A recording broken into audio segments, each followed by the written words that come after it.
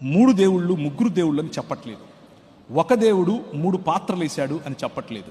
ఒక దేవుడే ముగ్గురు వ్యక్తులుగా మోసం చేశాడు అని కూడా చెప్పట్లేదు. There is no comparison.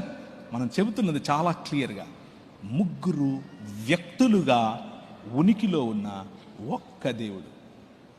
Keep that in your mind and that will. ఒకవేళ మీ ఉద్దేశంలో ఈ యెహోవాను పంపిన యెహోవా దూతగా వచ్చినటువంటి యెహోవా, పగటిలో మేఘస్తంభముగా వచ్చినటువంటి యెహోవా, రాత్రిలో అగ్నిస్తంభముగా వచ్చినటువంటి యెహోవా, నీళ్ళిచ్చు బండగా మిమ్మల్ని వెంబడించినటువంటి యెహోవా, యాకోబును దీవించిన యెహోవా, అబ్రహామును దీవించిన యెహోవా, ఇలా చెప్పుకుంటూ పోతే ఆది అన్నది, అది పుట్టక ముందు నుంచి నేను ఉన్నాను, నేను మాట్లాడుతున్నాను, నేను మౌనంగా ఉన్నవాడిని కాదు అని చెప్పుకున్న యెహోవా శరీరధారి అయి మన మధ్య రాజుగా ఒక పశువుల పాకలో తను తాను తగ్గించుకుని సాధారణమైనటువంటి మనిషిగా దాసుని స్వరూపమును ధరించుకుని తను చేసిన సృష్టి పట్ల ప్రేమ, అందులోనూ ఆయన